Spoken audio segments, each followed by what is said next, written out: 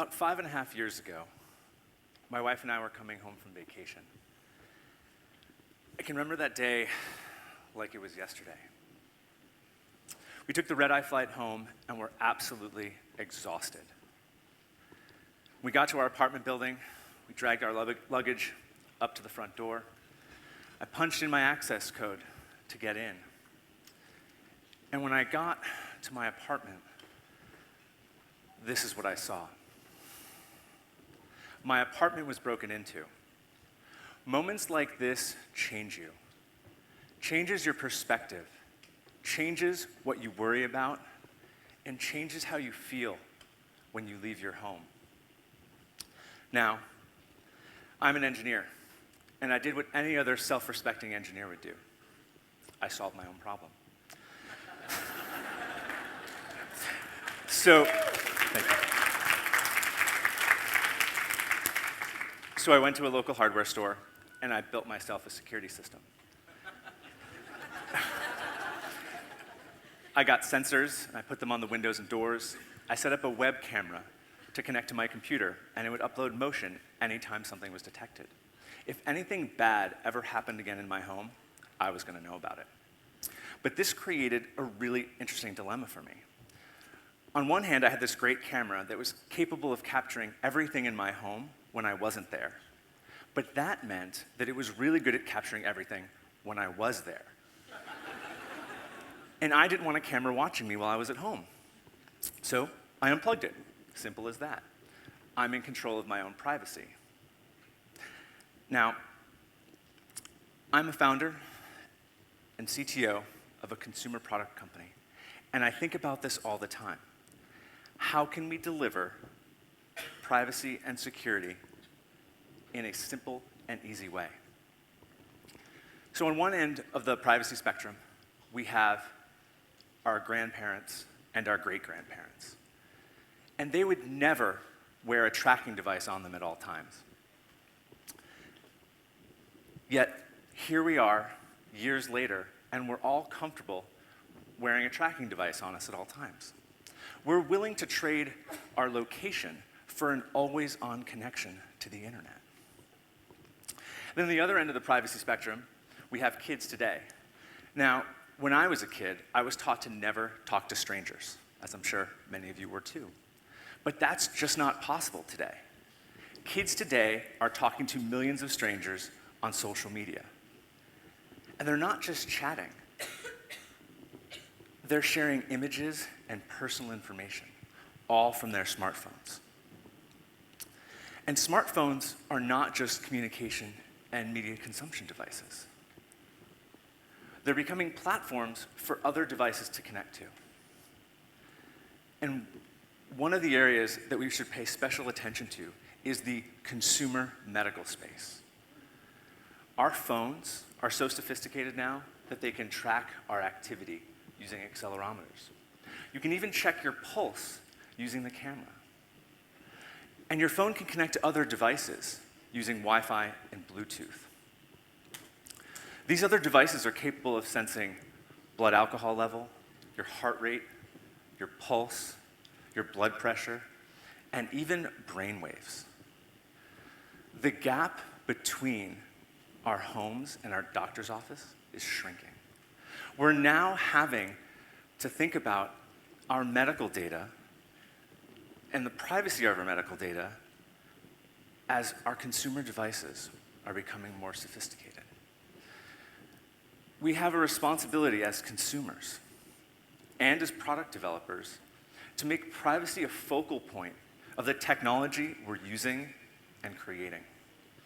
When you buy a new product, you know that app screen you have to click to pass on to the next screen to use the app, or that product brochure that you agree to read to use a product. I'm sure all of you read that, don't you? Probably not, me either. But as consumers, we've been checking that box for years. We used to buy gadgets, and that was okay. Those gadgets didn't really connect to anything.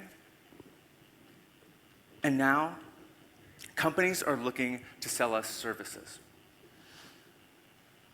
Let's take smart printers, for example.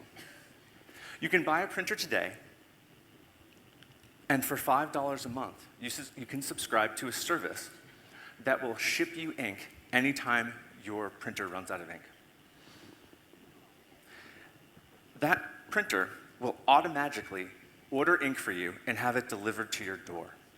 Ink as a service. Who among us here wouldn't just check that screen and proceed to use that product? But what happens to the data? What do they receive? Or how about smart TVs? You can now speak to your television. Gone are the days of searching for that remote control in your couch cushions. If you don't like what's on television, just tell your TV. But what about if you're having a private conversation? Or what about if someone else in that room is having a private conversation? You're not going to want to have that conversation leave the room. But what if I told you that security researchers earlier this year found that some smart televisions were sending your voice data to third parties, unencrypted? Your voice was absolutely being sent outside that room. The people who developed that television just checked the security box. They didn't really think about it. The connected car is a huge platform for IoT. More and more cars are being shipped with persistent connections to the internet. I'm not alone here, but how many of you have forgotten whether or not you've locked your car? And you go out to the parking lot with your key fob high in the air, waiting for that chirp so you know your car's locked. But wouldn't it be great if you could just open up your app and see whether or not you locked your car doors? Now you can. There are cars today that have smartphone companion apps, and you can check the status of your locks and lock your car. But what if that same connection to the internet was also used to remotely take control of that car? Security researchers just this past summer were able to take control of everything from your windshield wipers to your engine, all from that cellular connection. The company that developed that car just checked the security box. We will never fully understand the ramifications of our tinkering. And even if we think we do, there's always more work to be done. So, what can we do as product developers? How do we responsibly engage with privacy and security for the Internet of Things? Well, I believe that there are 5 traits that organizations need to embrace in order for us to be successful as an industry. But before you do that, we first need to take a stand. Take a stand on what MVP means for your organization. And I'm not talking about minimum viable product. I'm talking about minimum viable privacy. What does privacy and security mean for your product? Make it a requirement and deliver. If you're doing the bare minimum required by law, you're not doing enough. Public policy lags technology by years, historically by decades. The seatbelt took over 50 years to make it a requirement.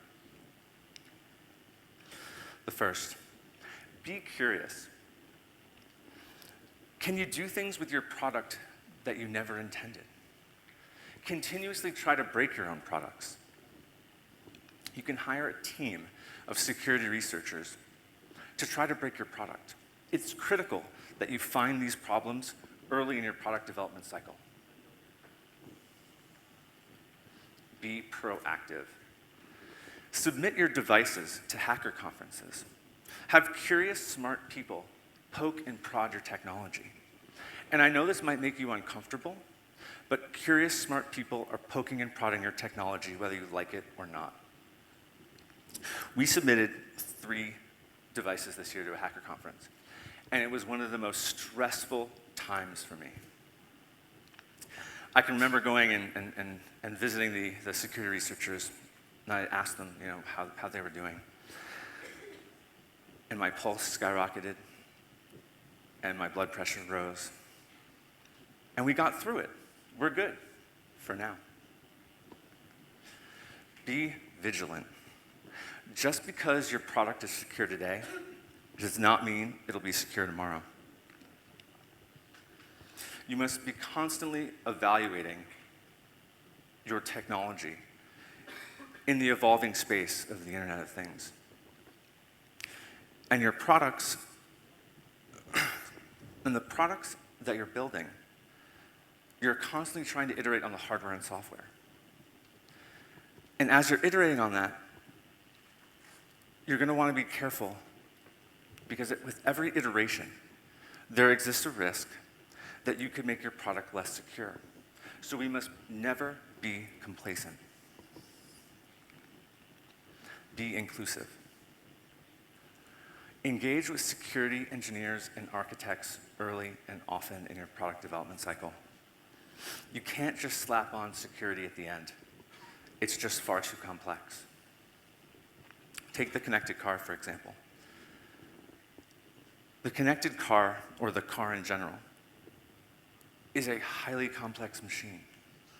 And in most cases, we're just bolting on the internet at the end. We can't do that. Be delightful. Let's remember that we're building products we want people to love. We need to be thoughtful about adding privacy to our products.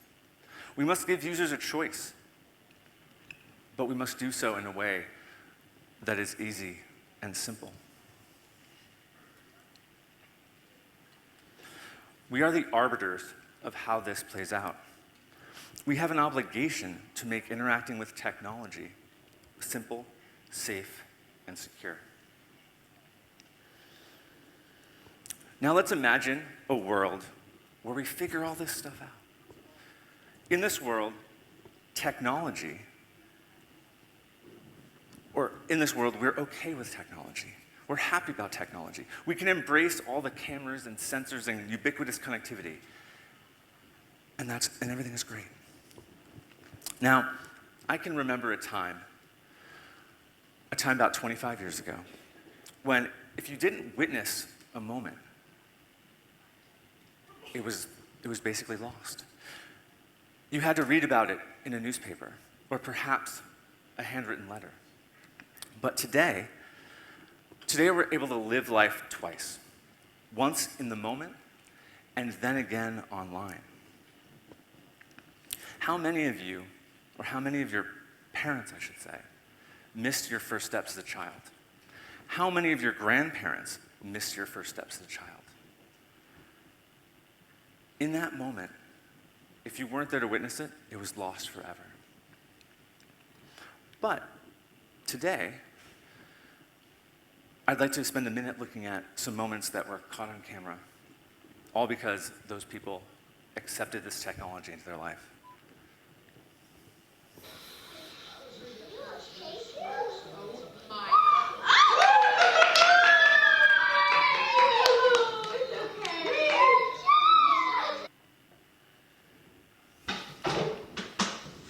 What the?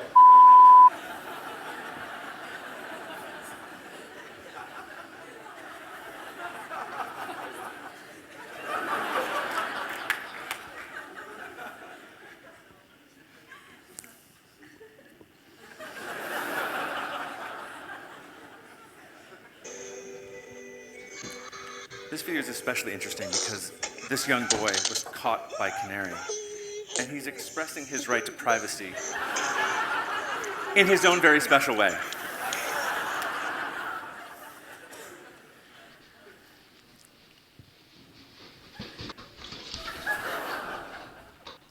Sometimes you just have to laugh at yourself.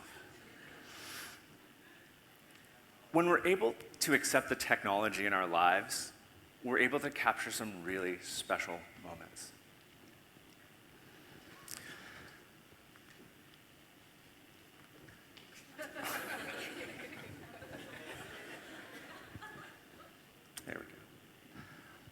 We can fix doors that have been broken into, but it's our job as engineers, product designers, and C-level executives to empower people with technology they can trust. We're all in this together.